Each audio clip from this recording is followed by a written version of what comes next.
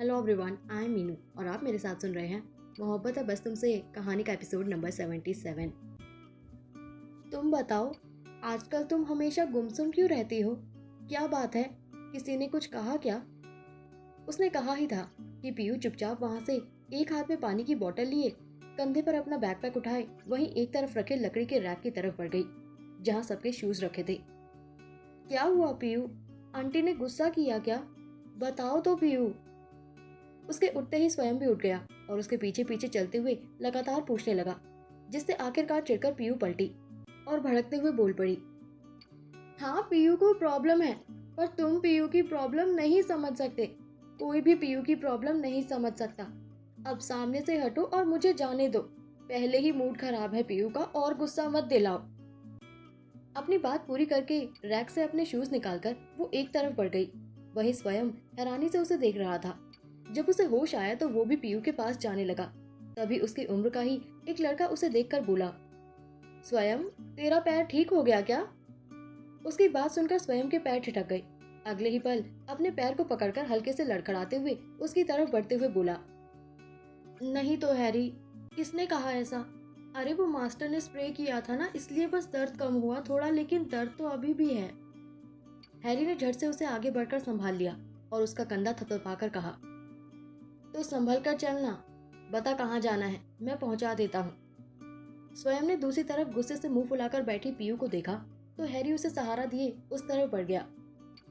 बताओ तो पीयू, तुम मुझे बताओगी नहीं तो मुझे पता कैसे चलेगा? अब बोलो भी यार।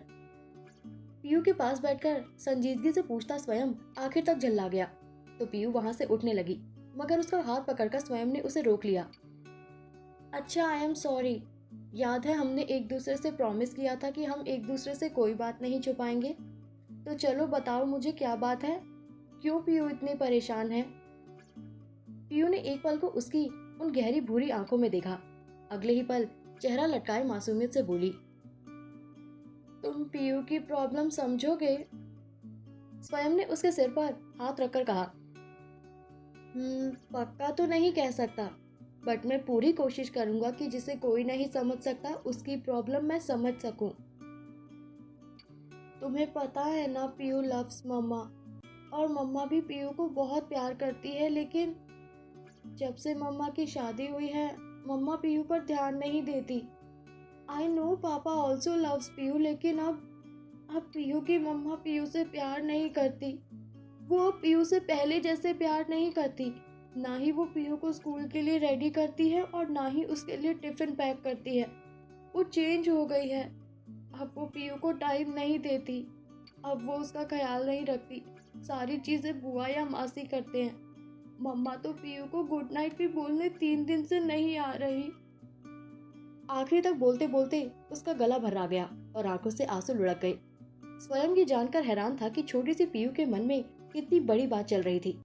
वो बिना कुछ बोले पीयू के आंसू पोंछते हुए उसके सिर को सहलाने लगा और इस बीच पीयू की आंखों से आंसू बरबस ही निकल आते थे, जिन्हें वो अपनी हथेली से बार बार पोंछ देती थी। पीयू, तुम्हें पता है ना, आंटी और अंकल दोनों तुमसे बहुत प्यार करते हैं। उनके सवाल पर पीयू सिवाय हाँ में सिर हिलाने के कुछ बोल ही नहीं पाई। तुम हमेशा से चाहती थी ना कि आंटी हमेशा खुश रहे, और उनकी खुशी तुमसे है पीयू। वो अंकल से भी ज्यादा तुमसे प्यार करती है। हाँ, आजकल वो परेशान है इसलिए तुम्हें वक्त नहीं दे पा रही क्योंकि कंडीशन वैसे है, लेकिन इसका मतलब ये नहीं कि उनका ध्यान तुम पर नहीं है। इनफैक्ट आंटी को अभी तुम्हारी जरूरत है।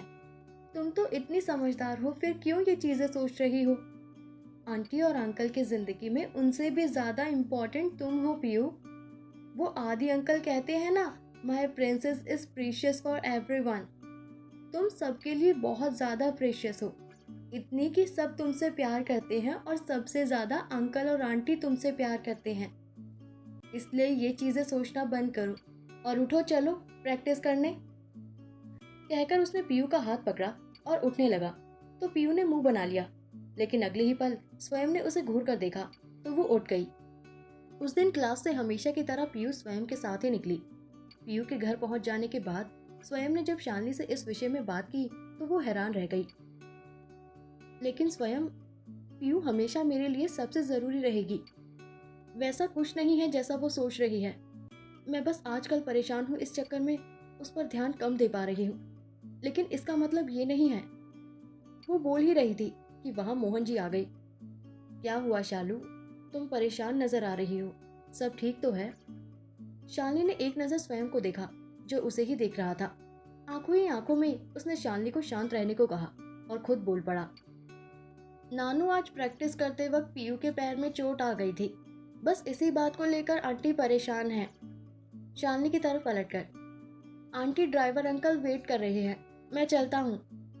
शालिनी ने मुस्कुराकर हाँ में सिर हिला दिया तो वो मोहन जी की तरफ मुड़कर बोला, बाय नानू, बाय आंटी। स्वयं तो जा चुका था, मगर शालिनी के मन में एक अजीब सी कश्मकश छोड़ गया था। आखिर में ठंडी आ भरकर वो अंदर चली गई। कमरे में अपने हाथों से सॉक्स निकालकर वॉशरूम में मौजूद बास्केट में रखती पीयू को देख शालिनी मुस्कुरा दी। पीयू जितनी शरारती थी उतनी ही समझदार भी। यूं ही नहीं, शालिनी को अपनी बेटी पर नाज था। बाहर जब खाने के लिए पीयू आई तो बिना किचन में देखे ही वो टीवी ऑन करते हुए चिल्लाई, बुआ। उसका बोलना भर था कि उसके फेवरेट कपकेक्स उसके सामने थे, वो भी बिल्कुल वैसे जैसे उसे पसंद थे। उसने जब सर उठाकर देखा तो मुस्कुराती शालिनी को पाकर वो हैरान रह गई। शालिनी कुछ बोलती उससे पहले पीयू एकदम से उसके गले लग गई। शालिनी ने भी बिना कुछ बोले बस उसकी पीठ थपथपाने लगी। दिन जैसे जैसे बीत रहे थे वैसे वैसे शालिनी अपना दर्द एक तरफ रखकर पीयू को वक्त देने की पूरी कोशिश कर रही थी। कहते हैं एक बच्चे के मन को जिस सांचे में ढालना चाहो वो ढल जाता है। पीयू का भी हाल कुछ वैसा ही था। वहीं पीयूष ने अपना पूरा बिजनेस शिमला में शिफ्ट कर दिया था, जिस वजह से उसका काम बढ़ गया था और वो ज्यादातर व्यस्त रहने लगा था। कुछ गिरने की आवाज से शालिनी बीते पलों से निकलकर वर्तमान में आई। इससे पहले वो कुछ और सोचती, बाहर से आती ठहाकों की आवाज सुनकर वो सिर हिला देती है। शोर शराबे से ये मालूम पड़ गया था कि आदि आ चुका है। घड़ी में समय देखा तो 10 बजने वाले थे। पीयू की तस्वीर को रखकर वो बाहर निकल गई। बाहर मोहन जी के साथ ठहाके लगाते आदि को देखकर शालिनी की आंखें सिकुड़ गई। शालू, तू इस वक्त यहाँ?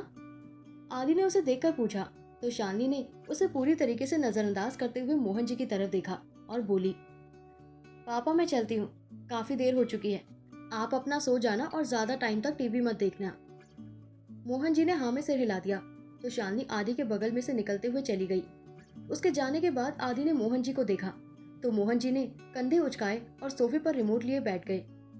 जैसे ही शालिनी ने कमरे में कदम रखा, टॉवल से अपने बालों को रगड़ते सिर्फ फ्लोर में खड़े पीयूष को देख उसकी आंखें एकदम से बड़ी हो गई और कान लाल पड़ गए।